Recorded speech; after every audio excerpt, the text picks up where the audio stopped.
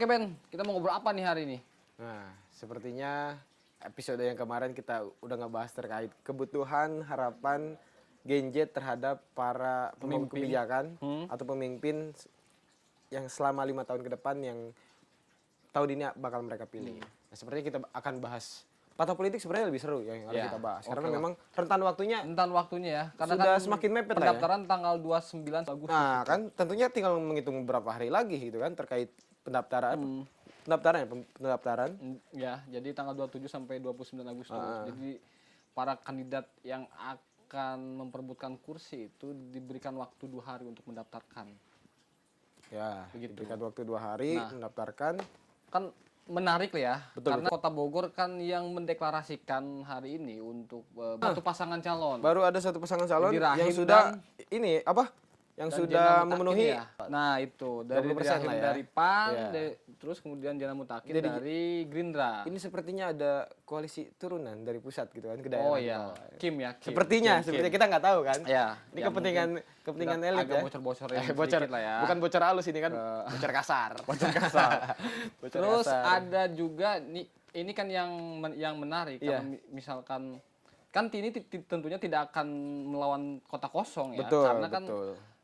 PKS hari ini kan dia sudah memenuhi kursi dengan partainya sendiri kan. Dan PKS pun di beberapa perkembangan media itu media lokal maupun media yang nasional, mereka sudah bersanding atau sudah berkomunikasi sama Iya. calon lah untuk diduetkan dengan sosok kader terbaik dari PKS ini kan ya, kita tahu lah kan kader PKS yang bagian itu adalah sosok Atang selaku ketua DPRD hari Dan ini ketua gitu. DPC ya.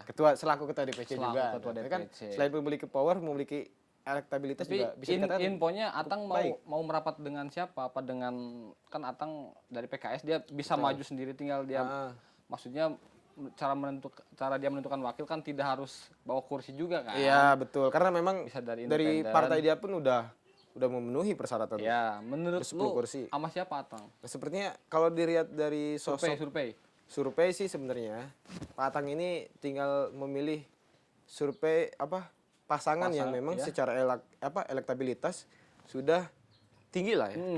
Ya mungkin ada beberapa sih yang di atas Kan dari kalau Pak gua Atang itu. dengar infonya dia sudah didekati sama Anida Alipia yang Anida punya Alipia. tagline Bogor cantik itu. Bogor cantik sepertinya Terus sama ada Rena Daprina. Rena Daprina Itu yang mantan Kadis PUPR. membangun bersama Kota Bogor. Membangun bersama Kota Bogor. Bogor. Nah, maksud gua tuh kira-kira Oh menurut ada lu, Pak ini Dokter Yandra pun Nah, belum Dr. menentukan Yandra sikap untuk juga sama siapa.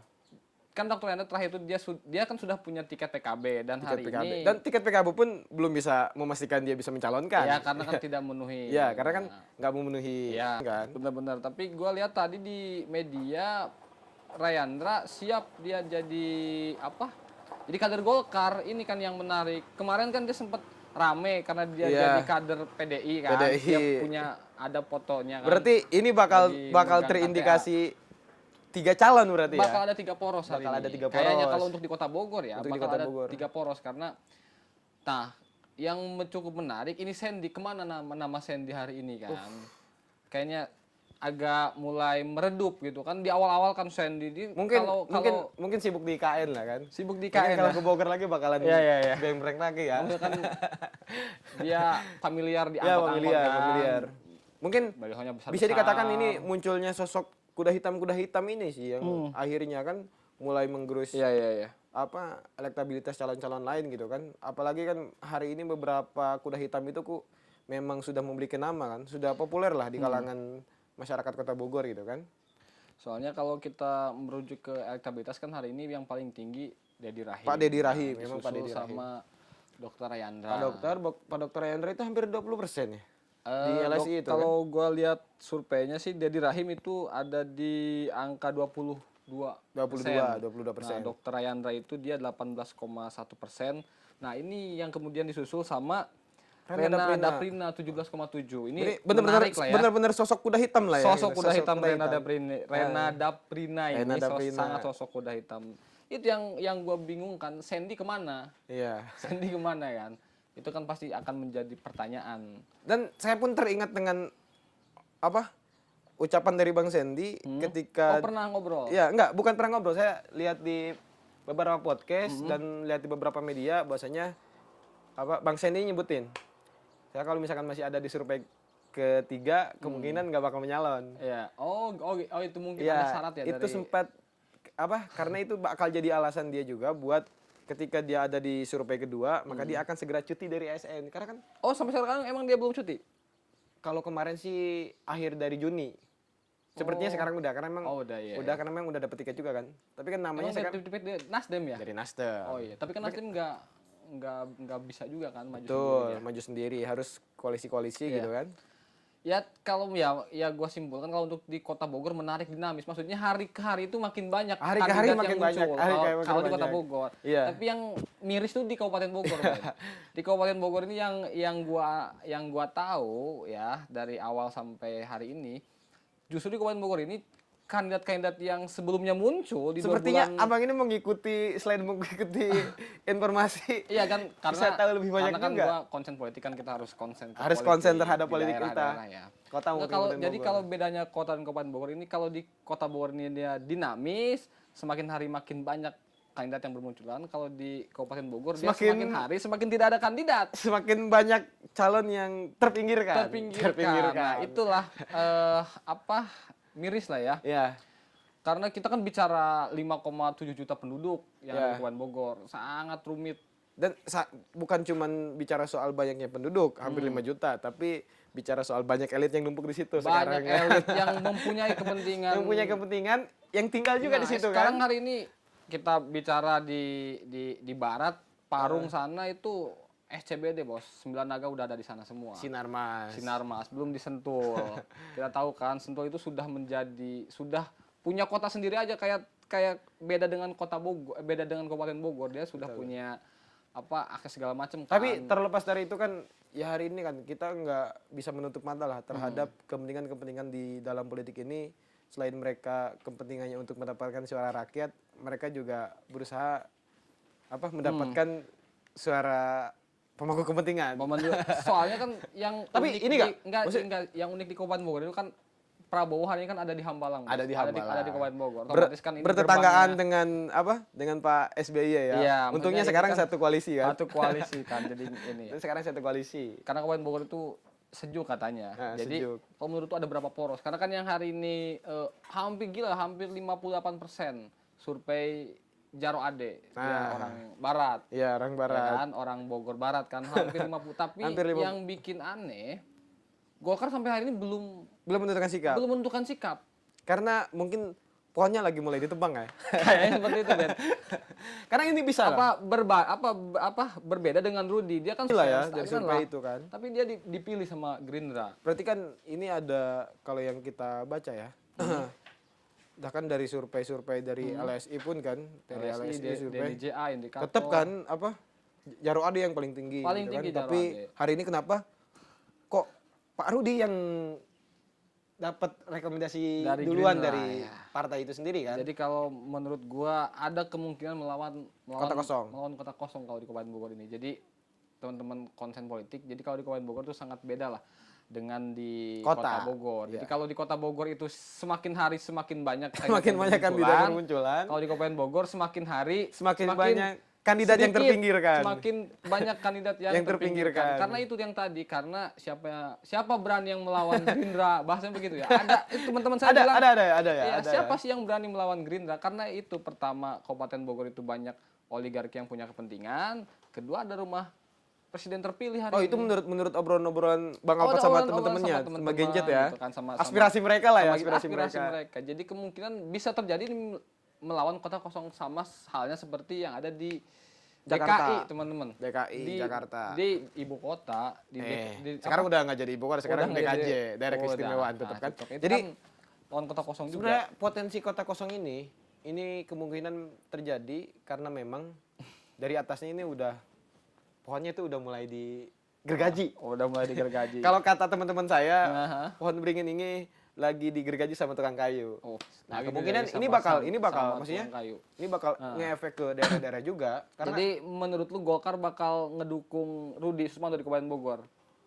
Dengan penuh tekanan. Karena kan hari ini lagi ada Munas kan. Lagi ada Munaslup lagi kan. Munaslup di Bali kan. Itu pasti Golkar sebagai pemenang pemilu yang kedua kan. Kan pemenang pemilu PDI kan. PDI, yang kedua Golkar. Iya, yang kedua Golkar ini kan lagi ada gonjang-ganjing lah ya. Ya. Lagi diterpa tsunami. Tapi Jadi yang atas kemungkinan bukan diterpa tsunami, yang atas mah diterpa ditepa kursi. diterpa kayu katanya ya. Iya, ditepa kursi. Tapi kemungkinan berapa poros? Kan kalau di Kota Bogor kemungkinan ada 3 poros yang tadi ya. Kalau di kabupaten sih, teman-teman kalau teman-teman dari Gen Z, teman-teman milenial, teman-teman anak muda, kalau dilihat dari perkembangan berita ya, ini kemungkinan ada 2, itu pun harus dipaksakan. Harus dipaksakan. Harus Harus dipaksakan. Apa ya? Siapa yang berani melawan Gerindra? Siapa yang berani melawan burung? Bahasanya burungnya ada di mana? Lucu lah hari ini. Kalau di Kota Bogor berarti porosnya ada poros kemungkinan ya, ada poros Dedi Rahim dan Jonan Mutakin dari Gerindra. Terus ada Tapi poros bagaimana Atang- ngelihat Bang Atang Alpat ini Wisnanto. yang di kabupaten ya? Yang Oh. di kabupaten Bang Alpat melihat pemerintahan yang sebelumnya. Apakah ini akan masih terlibat atau akan tergerus dengan pola kepemimpinan yang baru gitu, kepemimpinan pusat yang baru gitu? Kemudian ngelihat seperti apa? Waduh, kalau untuk di Kabupaten Bogor bingung gua. Karena memang sudah rusak semuanya karena begini, kan kalau Ini pandangan kalau- gadget yang sangat kritis nih. Kalau gua diskusi sama teman-teman ya, ada 3 turbin peradaban tuh ada 3. Pertama itu agama, kedua itu budaya, ketiga itu pemimpin. Jadi menurut lu nih kalau bicara peta politik ini Atang ini yang tadi ya dia sudah terbuka. Yang dengar-dengar sih yang gua dengar dia sudah mulai ada merapat itu yang tadi wanita yang merapat sama Atang hari ini. Yang kemungkinan jadi wakilnya Atang itu pertama Anida Alipia, kedua Rena Daprina. Nah, kalau menurut lu gimana nih potensi kemenangan Atang itu akan ada di Rena Daprina ataupun di Anida Alipia? Sebenarnya kalau melihat dari kemenangan ini Atang ini kan sosoknya berbeda lah sama yang calon-calon lain. Nah. Calon-calon lain soalnya kan lagi siap mempersiapkan bagaimana dia mendapatkan jalan yang mulus. Iya. Hari ini kan Pak Atang kan sudah mendapatkan jalan mulus. Jadi Pak Atang ini tinggal melihat sosok yang memang bisa mendongkrak pemilih yang ada di Kota Bogor dengan nuansa-nuansa Gen Z-nya. Tinggal memilih sosok-sosok nih dari 2 calon itu yang lebih keaktifan di media sosial dan yang lebih aktif berbaur dengan anak muda gitu kan. Ya hari ini Menurut lo apa lebih cenderung ke Anida Alipia ataupun sebenarnya lebih setuju apa dua-duanya nggak ada yang cocok gitu? Sebenarnya lebih setuju ke Rena Daprina sih. Kenapa? Karena memang ya walaupun misalkan elektabilitasnya lebih tinggi dari Pak Atang ya, tapi kan itu akan menjadi salah satu indikator buat persentase kemenangan gitu kan. Tinggal bagaimana hari ini Pak Dedi yang sudah menentukan pasangannya sama Kang JM gitu kan. Kalau ditambah-tambah kan berarti kan total persentasenya berapa persen?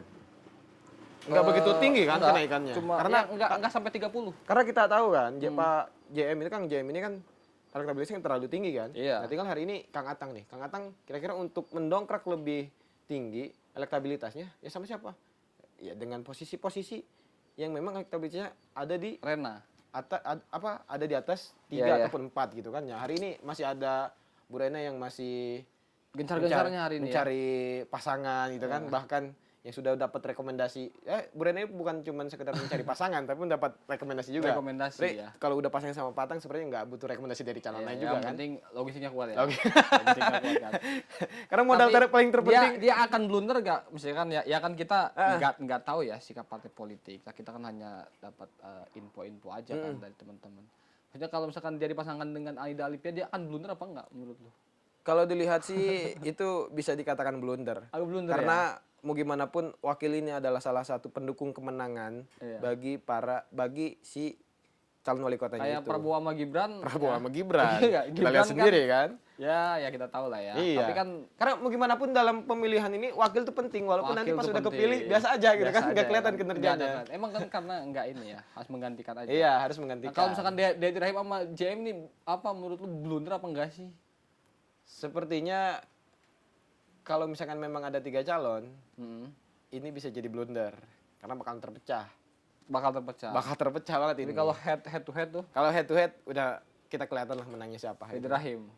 Sepertinya. Terus Sepertinya. kalau ini Rayandra dokter ini dia sendiri terus nih, belum ada. Tapi yang gua tahu sih Rayandra ini dia fleksibel, dia bisa jadi Wakil. Karena dia bisa. beliau juga kan emang bisa pernah di beberapa media gitu kan. Bahkan saya juga pernah ketemu sama beliau gitu, ngobrol bareng, sharing. Wah, Iya, pernah ketemu ngobrol. agak curiga gua. Ini ngobrol terkait gagasan. Oh, gagasan. Iya kan, ngobrol terkait gagasan. Jadi yang penting Pak Dokter ini belum menyampaikan yang penting saya bisa mengabdi untuk Kota Bogor, entah itu Oh, jadi gitu. wakil ataupun Jadi jadi dia siap lah ya. Ya, Kan kalau ataupun jadi wali kota. kalau Sandy itu kan dia belum menentukan sikap. dengan jiwa mudanya kan dia umurnya 35 tahun. 35 tahun. 35 tahun dengan jiwa mudanya. Seperti dia, bosnya. Hah? Seperti Seperti bosnya. bosnya. Dia nggak mau gua kalau maju pun harus jadi Harus jadi wali kota. wali kota, harus jadi F1. Gua nggak mau dipasangkan jadi F2. Emang kalau jiwa muda kan beda. Beda. Seperti kita lah. Jawa Seperti muda kita. bergema-gema gitu kan. Cocok. Nah, ini yang di Kabupaten Bogor gimana? Ini kan elektabilitas Jaro Ade kan sudah 58% kan. Menurut lu gimana Jaro Ade mampu nggak menjawab itu? Sepertinya Jaro Ade harus seperti tupai. Meloncat-loncat. Dia harus loncat dari pohon beringin. Pohonnya ditebang, Bos. Iya, makanya harus loncat kan. Iya, iya, Ketika iya. pohon di atas sudah ditebang, dia tinggal Oh, harus meloncat. Iya, harus loncat. Iya, tapi terakhir itu kemarin Jaro Ade tuh udah ke PDIP kan, Iya. ke PSI. Karena sayang dengan elektabilitas hampir 58% gitu yang di LSI kan. Itu kan sangat banyak sekali gitu kan. Tinggal Iya, iya. hari ini penentuan sikap politiknya. Kalau misalkan masih pengen di beringin atau di pohon yang udah mulai Tebang. ditebang-tebangin, ya kalau misalkan mau dapet rekom atau mau lolos, kalau nggak berpasangan ya loncat karena ini terindikasi bakal jadi koalisi turunan di setiap daerah. Oh iya benar-benar. Kalau Rudi Sumanto itu kan dia sebelumnya kan menjabat sebagai ketua dewan dan hari ini dia terpilih lagi akan menjadi ketua dewan kan. Dia tuh banyak yang bilang dia anak Masnya Prabowo. Mungkin nggak dengan survei hari ini dia. Terus bagaimana cara, kan gua dengar infonya dia sudah 99% akan berpasangan dengan Eli Yasin. Menurut lu bakal blunder gak? Soalnya kan ya kita tahu lah keluarga Yasin di Kabupaten Bogor kan sudah sangat jelek gitu kan, karena 2 kali dipimpin oleh keluarga Yasin kan tertangkap korupsi semua kan. Nah, ketika akan dipasangkan dengan seorang sosok Rudi Sumanto dan Eli Yasin, gimana? Akan terjadi blunder atau seperti Kalau apa? dilihat dari Tapi kayaknya blunder deh ya. sepertinya enggak. Hah? Oh enggak. Sepertinya Kalau menurut gua enggak. blunder sih. Sepertinya enggak. Karena kalau Blunder ya? Oh enggak. ini ya walaupun misalkan hari ini trust Yasin di masyarakat itu sudah mulai berkurang ya, tapi kan orang-orangnya Pak RY di lingkaran pemerintahan desa itu masih dimiliki, masih Nah dipegang inilah oleh dia. yang tadi gua bilang awal, sudah rusak bos, sudah rusak. Tapi sudah ya rusak citranya di masyarakat, tapi nggak gua- rusak di gua internal dengan- birokrat gitu kan? gua dengan ya karena posisinya gini, yang paling susah itu bukan membabat hutan, tapi membabat birokrat ini. Birokrat itu kan dia sudah berapa puluh tahun Kalau di membabat sistem ya. membabat Susah. pohon masih gampang ya. Membuat pohon masih gampang. Membuat birokrat ini kan yang susah karena dia Iya. sudah tahu kan dari A sampai Z bagaimana Betul, sistem betul, ini betul. bekerja. Ya begitulah. Tapi gua selalu berhusnujon lah ya. Rudi Sumanto ini tidak akan berpasangan dengan Eli Yasin. Nah, kalau misalkan mau ada perubahan, Kalau mau ada perubahan. Kalau nggak ada mau ada perubahan konstelasi politik, Konstelasi politik, di Kabupaten iya. Bogor Iya, gitu iya. kan. Jadi ini bakal ke depannya nggak bakal nggak bakal mumet lagi di Kabupaten Bogor tuh. Umat. Itu lagi dengan macetnya, dengan polusinya, Enggak, maksudnya dengan kemiskinannya, dengan pendidikannya, wah hancur. bukan hanya soal kebijakan yang mumet di Kabupaten Bogor itu. Apa? Soal pemerintahnya juga mumet gitu kan. Mumet ya. Mumet, Kenapa enggak, sih? enggak kayak pemerintahan seperti Kota Bogor gitu kan, yang kelihatan pemimpinnya lebih asyik gitu Iya. kan. Karena trust masyarakat Kabupaten Bogor ya hari ini terhadap pemerintahan atau politikal itu sudah mulai berkurang gitu kan. Nah, harapan hari ini masyarakat Kabupaten Bogor dilihat-lihat itu mereka lebih membutuhkan sosok yang memang visioner gitu kan, solutif terhadap permasalahan yang ada di Kabupaten Bogor. Soalnya Cocok. Kabupaten Bogor ini masalahnya bukan cuma masalah sama masyarakat. Apa dong? Ini masalah sama kepentingan Elit. elit juga Iya. kan ada di sini. Kita melihatlah BUMD banyak yang BUMN anak-anaknya banyak yang ada di kabupaten gitu kan. Kabupaten kan pertambangan industri bahkan pusat tekstil Galian A, terbesar. B, C itu ada. A, B, C itu sampai ada. Jadi ini pasti diperhatikan lah sama elit-elit kan terhadap atau terkait politik yang ada di Kabupaten Bogor ini. Gitu kan. Tinggal hari ini Kuningan masih betah di Kabupaten Bogor atau mau pindah ke kota gitu kan. Oh, pindah kota. Pindah Karena kota aja tuh ya. sepertinya kota ini beres banget gitu kan, sesuai dengan tagline-nya beres. kan, beres. Iya, iya. Berarti beres semuanya aman gitu. Oke Ben, jadi bicara kota dan Kabupaten Bogor yang tadi kan kita sudah tahu peta-petanya, peta politik dan permasalahannya, siapa yang akan menyelesaikan, backgroundnya kita sudah bahas semua. Nah, kita harus undang Betul. Harus Kita- undang di kursi ini ya. kursi kosong. Kursi Kita kosong kembali ini. ke kursi kosong. Kursi kosong ini akan menjadi kursi yang berisi dan akan bisa membawa perubahan. cocok. Jadi untuk anak-anak Gen Z. generasi Z itu bisa tahu, Bisa tahu dan bisa paham. apa sih isi kepala para kandidat yang akan bermunculan. Kepentingan. Jadi jadi jangan sampai para kandidat ini sibuk bersolek tapi dia lupa dengan gagasannya. Makanya betul.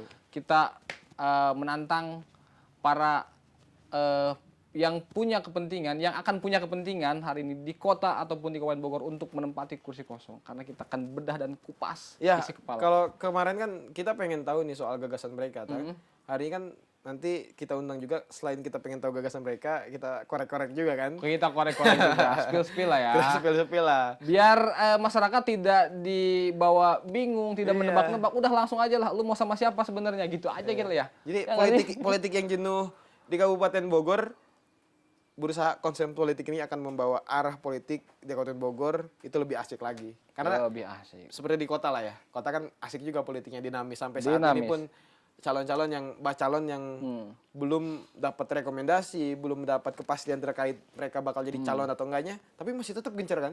Berarti kan ada sesuatu Masih hal yang bersemangat. masih Semangatnya memungkinkan gitu kan. Semangatnya sudah bagus. Percaya dengan politik itu dinamis. Berbeda Percaya. dengan di Kabupaten Bogor. Karena kan politik Calon-calonnya itu- sudah mulai bergeseran gitu. Semakin mengkerucut. Benar, semakin mengerucut. Bahkan kalau kata teman saya, pilkada di Kabupaten Bogor itu sudah ketahuan pemenangnya siapa. Sudah ketahuan pemenangnya siapa. Ini melebihi analisis politik ya. Analisis teman-teman. politik, bahkan Gila, survei aja kalah. Survei aja Survei kalah, aja. Bos. Karena survei itu bukan memastikan, Iya. hanya memprediksi. Oh gitu Iya. bedanya.